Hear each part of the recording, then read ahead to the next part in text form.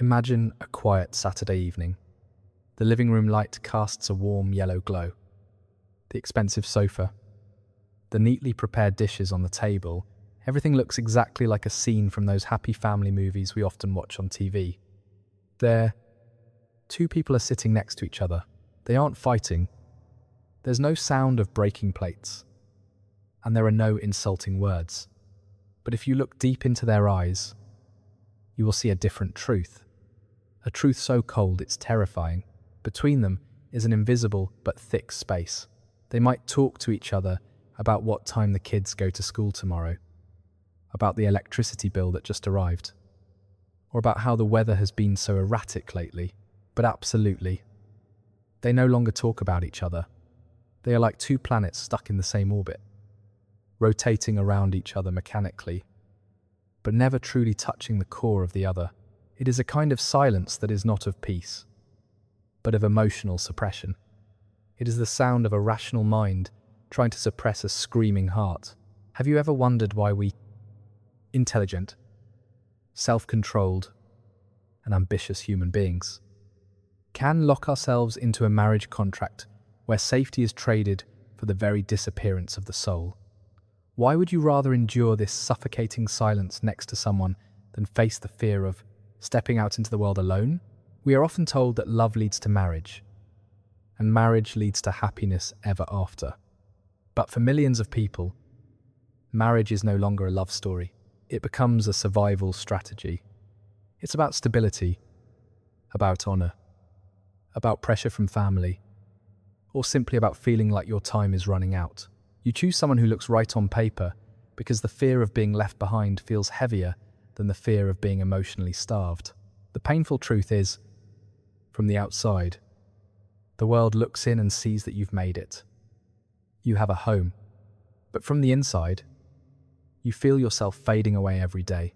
Today, we are going to perform a psychological autopsy on loveless marriages, not to judge anyone, but to understand the invisible forces that push us into settling, and the quiet price your nervous system pays every day, because sometimes the cruelest loneliness isn't when you're alone. It's when you're lying next to someone and still feel completely invisible. To understand why someone would choose to marry without love, we must bravely shatter one of the biggest myths society has spread, that love is the only and most important reason for people to come together. Historically, marriage was not a romantic milestone. It was a contract, a survival strategy to protect land, status, and lineage. Expecting love to be the ultimate requirement for marriage is actually a modern luxury, emerging only when life became safer and people began to have more individual rights. Yet, even in this day and age, those ancient survival instincts still run strong in our nervous systems. Psychology points to a syndrome called Anuptaphobia, the overwhelming fear of staying single. You might not hear this word in everyday conversation, but you have certainly felt its presence. It's the ticking of the social clock running silently behind you. At 30, you must be settled. At 35, you must have children. At 40, you must have a life that proves you aren't a loser. As those deadlines approach without the one appearing, your brain starts to rewrite the standards. It stops optimizing for happiness and starts optimizing for risk reduction. That's when the criteria shift. You are no longer looking for a soulmate. You are looking for a safe candidate. Do they have a stable job? Does my family approve? Are they faithful? Logic becomes a transaction. I may not love them, but they are safe. For some people, safety is not just a choice, it is a drug, especially for those who grew up in chaos, poverty, or emotional neglect. When you have lived too long in survival mode, romance is no longer essential. What you crave is not passion, but relief. A stable partner doesn't feel like a love story. They feel like a shelter against the unpredictability of the world. Then there is another trap called value alignment. You meet someone who shares your views on money, politics, religion, or ambition. You two are a very effective team, rarely fighting because everything is scientifically calculated. Your reason begins to negotiate with your heart, Look how compatible we are. Love will eventually grow. But the reality is, love usually doesn't grow from calculations. It is either there or it isn't. And that's when the internal conflict begins. The choice is logical, but your body cannot be fooled. From the outside, it looks like maturity. But from the inside, it is the first chapter of an emotional exile. There is a truth that few dare to admit. Many people marry without love not because they are shallow or desperate, but because their nervous systems were trained from childhood to confuse certain feelings with love. We call this the attachment blueprint. If you grew up with an anxious attachment style, love to you is not peace, but uncertainty. You feel like you must always chase, always try to be loved. So when you meet someone stable, consistent, and always there, it feels like salvation, not passion. You don't think, do I desire them? You think, they won't leave me. Here is the second half of the script translated into English, maintaining the same soulful and psychological depth. Conversely, for those with an avoidant attachment style, true intimacy often comes with a sense of suffocation. Being truly seen by someone feels dangerous. Therefore, they unconsciously choose someone they don't fully love because a lukewarm connection creates a safe distance. They get companionship without having to take emotional risks. They maintain control, and in their world, control is survival. And then we enter the sanctuary. Once the wedding is over, the radiant photos have been posted on social media, and the last guests have gone home. A silent and terrifying reality begins to settle in. For someone who marries without love, the first psychological battle is not with their partner, but with their own mind. Psychology calls this state cognitive dissonance. It is the mental pain that occurs when you are forced to hold two contradictory truths at the same time. Truth A, I promise to love this person forever. Truth B, I feel nothing when they touch me. This contradiction creates immense pressure. To reduce the discomfort, your brain starts building defense walls. You begin to rationalize everything. You tell yourself that passion is childish. That intensity fades over time anyway. That real love is duty and obligation. You convince yourself that this is what maturity looks like. For a while, that story seems to work, but your body does not believe those lies. The silence returns in different forms: a tightness in the chest, unexplained irritability over small things, emotional numbness, or a lingering sense of melancholy that you cannot explain. This is when loneliness within marriage begins to gnaw at you. Most people think loneliness comes from being alone, but the most painful loneliness is lying right next to someone and still having no one to truly reach.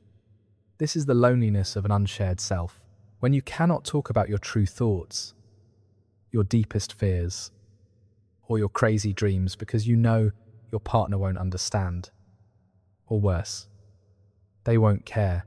You begin to cut off pieces of yourself. With each passing day, you shrink a little more. Conversations become transactional. Did you pay the electricity bill? What's for dinner? Who is picking up the kids? There is no hatred, no drama, just emptiness.